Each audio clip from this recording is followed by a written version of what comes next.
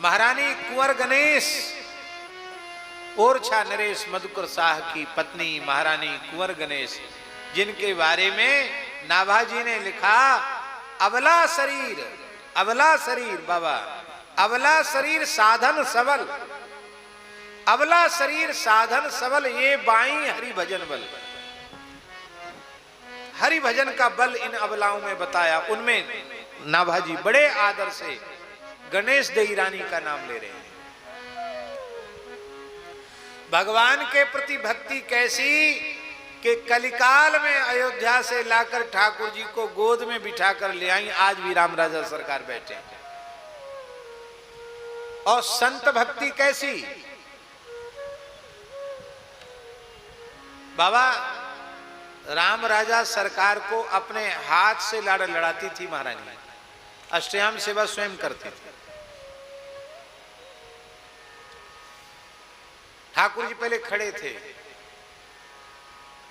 सब जगह खड़ी रहते, उनकी ड्यूटी है खड़े रहने। महारानी बोली बैठ जाओ, बोले भक्तों की रक्षा में हमको खड़े रहने का अभ्यास है। बोले नहीं, ऐसे नहीं, आप खड़े रहोगे, कोई पुकारेगा तो दौड़ के चले जाओगे, भाग जाओगे। हम यही तो चाहते हैं कि भाग के कहीं ना जाओ, यहीं रहो।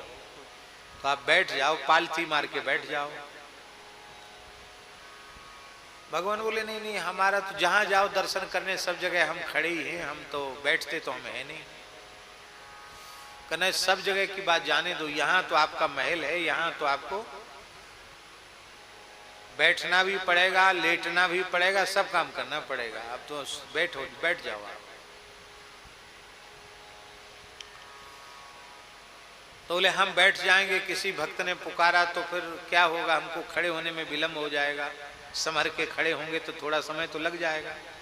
बोले नहीं नहीं, ये हनुमान जी को ड्यूटी सौंप दो, आप यहाँ कुछ मत करो, यहाँ तो मुस्कुराते रहो, प्रसन्न रहो काली।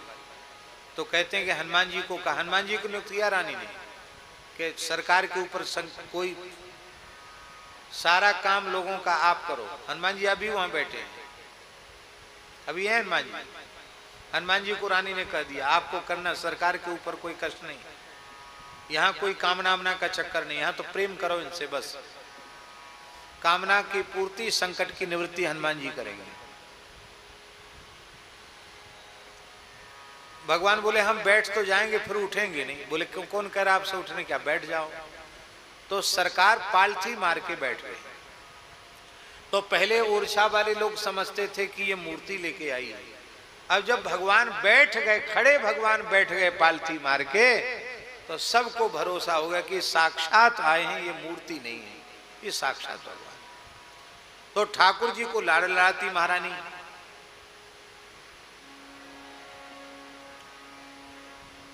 और जितना ठाकुर जी को लाड़ लड़ाती उससे अधिक संतों को लाड़ लड़ाती, मोते अधिक संत कर लेकर। तो वो जहां ठाकुर जी अभी विराजे, वो महारानी का महल है, कुंवर गणेश बाई का महल है, वो रनिवास है, वो मंदिर नहीं है। मंदिर तो चतुर्भुज मंदिर बना था, भगवान गए ही नहीं, बोले हम नहीं जाएंगे, हम तो रानी के यहाँ आए हैं, उनके महल में ही रहेंगे। ठाकुर जी वहीं रहे, आज भी महल में ही बैठे। तो रानी अपने महल में संतों को रखती, सैकड़ों संत आसन लगाए रहते, खूब ठाकुर जी का राग हो, खूब संतों को लाड़ प्यार, खूब कथा कीर्तन उत्सव महोत्सव होता रहता है। उसी में एक बहुरूपी आ गया, संत नहीं था, संत के वेश में बहुरूपिया था, वो तो बदमाश था, डकैत था। उसने मौका देखकर एक दिन रात्रि को भगवान के मूल्यवान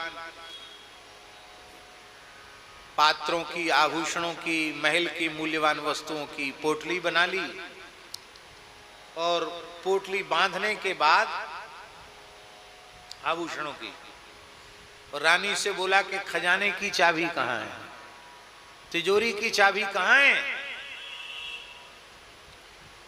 और रानी उस समय माला फेर रही थी, अर्धरात्रि का समय था, महारानी कुंवर गणेश बाई माला फेर रही थी, जप रही थी माला। कहाँ है तिजोरी की चाबी। तो रानी ने हाथ जोड़कर कहा कि संत भगवान, यहाँ कुछ भी तिजोरी में बंद नहीं, सब खुला पड़ा है, सब आपका है, जो चाहो सो ले लो, ये महल है, जो आपकी वस्तु है, आप जो चाहो सो ले लो। उसने सोचा ये ऐसे चाबी नहीं देगी, इसको धमकाना पड़ेगा। तो छुरी निकाली उसने, जिससे आदमी को मार दिया जाता, वो भयंकर मारने वाली छुरी विशेष प्रकार की होती है, उसको उसने निकाला। वो दुष्ट तो था ही, निकाला ही नहीं, देती है चाबी की नहीं। राज तो कुछ बोल पा सके उसके पहले उसने प्रहार कर दिया चाकू का, फेंक करके चाकू का प्रहार किया। हमने देखा है चाकू का प्रहार। एक सज्जन हमारे पास आए थे, वो बोले महाराज हमने चक्कू चलाना सीखा है। कैसे? लकड़ी का फाटक था, बोले इसमें आप एक छोटा सा बिंदु बना दो और हम उतनी दूर से ठीक उसी बिंदु पर चक्कू लगेगा।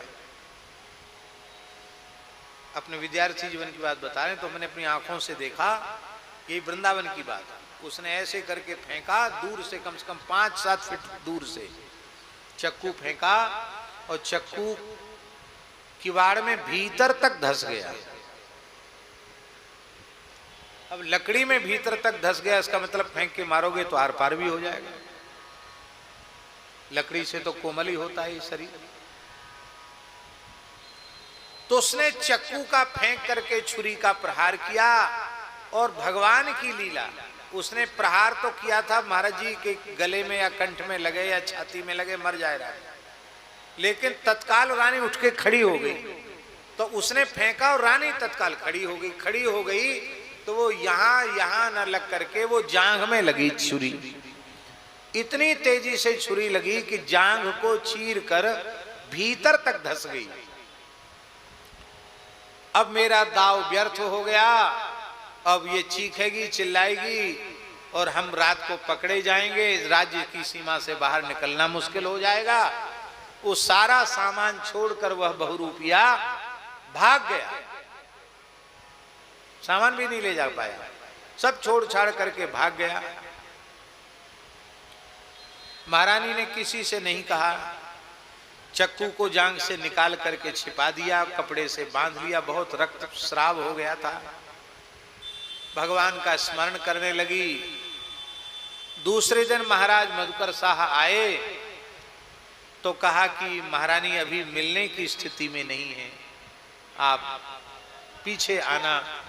तो राजा ने सोचा शायद शरीर अशुद्ध अवस्था में आ गया होगा, तो 4-5 दिन पीछे महाराज गए तो बोले अभी भी मिलने की स्थिति में नहीं है। तब राजा ने करे ये 4-5 दिन के बाद भी मिलने की स्थिति नहीं, क्या बात है? तो महाराज खुद भीतर पधारे। महारानी तब से लगातार बाबा पलंग पर बैठकर केवल भगवत स्मरण कर रही थी। न कुछ खाया था उतने दिन से, न कुछ पिया था, केवल भगवत स्मरण। महाराज पहुंचे तो बोले आप क्षमा करना, मैं आपका खड़ा होकर स्वागत नहीं कर पा रही हूं। तो सबको हटा दिया राजा ने वहां से। बोले क्या बात है, कोई तकलीफ है, कोई बीमारी है? बहुत आग्रह किया, शपथ दिवाई। तब रानी ने कहा कि यदि आप प्रतिज्ञा करें कि हम संतों के प्रति अभाव नहीं करेंगे, संत सेवा में हमारे भाव में कोई न्यूनता नहीं आएगी, हम संत सेवा यथावत करते रहेंगे, ऐसी प्रतिज्ञा करो तो मैं निवेदन करूं। राजा ने प्रतिज्ञा कर ली। तब रानी ने ऐसा नहीं कहा कि किसी दुष्ट ने, किसी बेशधारी ने। बोले नहीं, हमारे भाव की परीक्षा के लिए संत भगवान ने ऐसी लीला की, और मैंने इसको किसी को बताया इसलिए नहीं, कहीं आपके कान में बात पड़ेगी और आपने रोषपूर्वक घोषणा कर दी कि ओरछा राज्य की सीमा में आज के बाद किसी साधु वैष्णव का प्रवेश नहीं होगा, तो न तो हमारे रघुनाथ जी संत के दर्शन के बिना प्रसन्न होंगे, और मैं संतों के दर्शन के बिना, सत्संग के बिना मैं तो प्राण ही धारण नहीं कर सकती, मैं जी नहीं सकती। इसलिए मैंने विचार किया था कि अपने आप, अब ठीक हो गया होगा घाव, अपने आप ठीक हो जाए, इसलिए मैं आपसे मिलने में संकोच कर रही थी। बाबा लिखा है, प्रियादास जी लिख रहे हैं कि राजा ने जब रानी की संत भक्ति को सुना तो भूमि पर लौटकर मधुकर शाह ने साष्टांग प्रणाम किया। महारानी रोने लगी, महाराज मैं पतिव्रता हूं, मेरा धर्म नष्ट हो जाएगा। बोले नहीं, मैं पत्नी को नहीं, मैं एक प्रेमी संत को प्रणाम कर रहा हूं। अब परिक्रमा की, 4 परिक्रमा की राजा ने, और कहा कि तुम्हारा वेश के प्रति ऐसा भाव है तो मैं भी प्रतिज्ञा करता हूं कि केवल मनुष्य नहीं, किसी भी प्राणी के मस्तक पर ऊर्ध्वपुंड होगा, गले में तुलसी होगी, उसको मैं भगवत भाव से प्रणाम करूंगा। और बहुत प्रत्यक्ष घटना है, विद्वेषियों ने, परिवार के ही लोगों ने एक गधे को बेत्रवती गंगा में स्नान करा के, लंबे चौड़े तिलक लगा के, तुलसी मालाएं धारण करा के, रामनामा दुपट्टा उड़ा के हाँक दिया राजा की तरफ। राजा जा रहे थे, राम राजा सरकार दर्शन करने, और गधे को हाँक दो तो वो सीधे ही चलता चला जाता है। राजा उधर से आ रहे थे भावावेश में, उन्होंने देखा तो नाचने लग गए। बोले वाह, कैसी कृपा भगवान की, बताओ अब तक तो हमारे राज्य में 2 हाथ पैर वाले मनुष्य वैष्णव थे, आज 4 पैर वाले संत का दर्शन हो गया, चतुष्पाद वैष्णव का दर्शन हो गया, हमसे बड़ा भाग्यशाली कौन। उसी को दंडवत करने लगे, उसी की परिक्रमा करने लगे। पैर में घुंघरू बंधे हुए तो थे ही, नृत्य करने लगे, भगवान के नामों का संकीर्तन करने लगे। उस समय भगवत पार्षदों ने प्रकट होकर वाद्य बजाए और महाराज के ऊपर पुष्पों की वर्षा की। वो पुष्प, सुगंधित पुष्प, महाराज के शरीर का स्पर्श करके स्वर्णमय पुष्प हो गए। वे पुष्प आज भी टीकमगढ़ स्टेट में रखे हैं, दशहरा के दिन उनका दर्शन कराया जाता है। जो मधुकर शाह के शरीर को छूकर स्वर्ण के हो गए थे, वो पुष्प आज भी रखे हैं। तो राजा भक्त होगा तो मधुकर शाह के जैसा होगा, रानी भक्त होगी तो महारानी कुंवर गणेश बाई की जैसी भक्ता होगी।